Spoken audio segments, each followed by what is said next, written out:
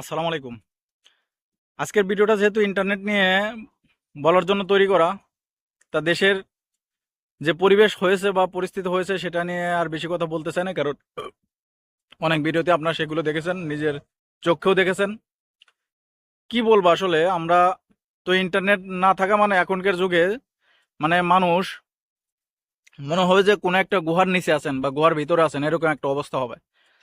আপনি যদি বাজারেও থাকেন বা টাউনেও থাকেন, যদি আপনার ফোনে ইন্টারনেট না থাকে তাহলে আপনি মনে হবে যে আপনি পৃথিবীতে পৃথিবীতে আর নেই, এরকম একটা অবস্থা তৈরি হবে। কারণ ইন্টারনেট এখন মানুষের মানে কি রকম একটা প্রয়োজনীয় জিনিস, সেটা মানুষ হারে হারে টের পাচ্ছে। আমরা সেটা হারে হারে টের পাচ্ছি। তারপরও কিছু করার নাই, এখনো আসলে ইন্টারনেট নিয়ে কিছু কথা বলতে গেলে সেই পুরান কথাই উঠে আসে যে আমরা কি করলাম, আমরা জাতি হিসেবে, বাঙালি জাতি হিসেবে কতটা বুদ্ধিমান, কতটা কতটা দেশপ্রেমিক, সেটা আসলে বাংলাদেশের এই বর্তমান অবস্থা দেখলে বোঝা যায়। বাংলাদেশের বর্তমানে যে ক্ষতিটা হয়েছে এটা সামনের 1 বছরও পূরণ করা যাবে কিনা অসম্ভব। আমরা ব্যক্তিগতভাবে, ব্যক্তিগত বা ব্যক্তিগত প্রতিষ্ঠান, তারা তো মানে এমনভাবে ক্ষতির সম্মুখীন হয়েছে সেটা তো আর বলার কিছু নাই। আর সম্মিলিতভাবে দেশটাও কিন্তু অনেক বড় একটা ক্ষতির সম্মুখীন হয়েছে। ইন্টারনেটের টাওয়ার, বিটিভি টাওয়ার, বড় বড় ভবন, আর কত যে হাজার হাজার গাড়ি, তারপরে সাবমেরিন কেবল, মানে কি বলবেন, সবকিছু ধ্বংসের মুখে। দুর্বৃত্তরা যা করেছে, আসলে এটা আসলে মানে কি বলবো, অন্য অন্য দেশে যে মানে যুদ্ধ আছে সেখানেও মনে হয় এতটা ক্ষয়ক্ষতি হচ্ছে না। বাংলাদেশের দুর্বৃত্তরা যা করেছে, জঙ্গিরা যা করেছে। আর এই বিষয়ে তো যারা বৈষম্য বিরোধী আন্দোলন করেছে, বৈষম্য বিরোধী আন্দোলনের, ছাত্র আন্দোলনের সমন্বয়ক, তারা কিন্তু ঘোষণা দিয়ে দিয়েছেন যে সাধারণ ছাত্ররা কখনোই এরকম কাজ করতে পারে না, তারা এর সঙ্গে জড়িত ছিল না।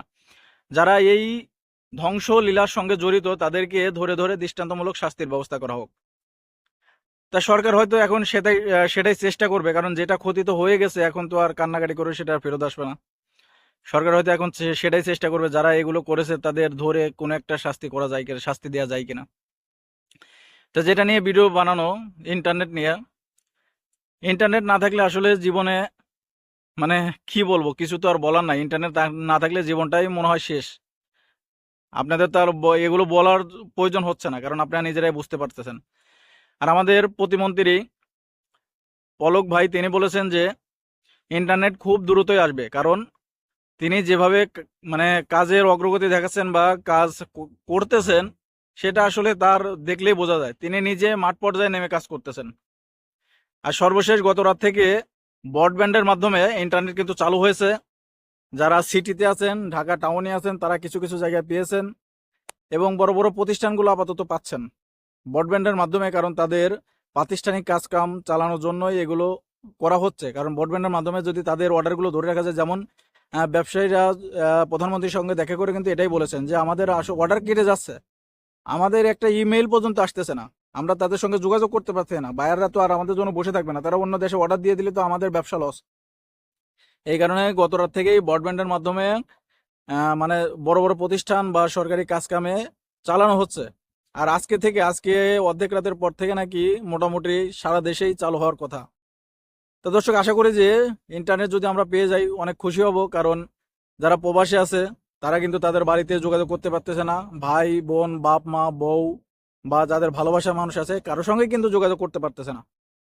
ইন্টারনেট আসলে মানুষ মনে করবে যে আবার সে তার জীবনটা ফিরে পেল, এরকম একটা অবস্থা হবে। অনেকেই ধৈর্য ধরে আছেন, মানে ধৈর্যের ভাত ভেঙে যাচ্ছে এমন একটা অবস্থা ইন্টারনেট না থাকাতে। আসলে এটা কি বলবো, যখন মানুষ আন্দোলন করছিল, যখন আসলে আন্দোলনটা যেটা হয়েছে সেটা যৌক্তিক ছাত্র আন্দোলন, কিন্তু এই আন্দোলনের ফাঁকে যারা এই জঙ্গি কাজকাম করেছে সেটা এখন মানুষ হারে হারে টের পাচ্ছে। মানুষ কতটা খারাপ হলে এই ধরনের কাজ করতে পারে, নিজের দেশপ্রেম যদি না থাকে তাহলে দেশের এতটা ক্ষতি করতে পারে। মানুষের ভিতর মনুষ্যত্ব না থাকলে, মনুষ্যত্ব বোধ না থাকলে বা দেশপ্রেম না থাকলে এরকম করা সম্ভব। আপনার আমার দ্বারা সম্ভব না এগুলো কাজ করা। তা দর্শক, এই ছিল আজকের ভিডিওটি। যদি ভালো লাগে অবশ্যই শেয়ার করেন। সবাই ভালো থাকবেন। আল্লাহ হাফেজ।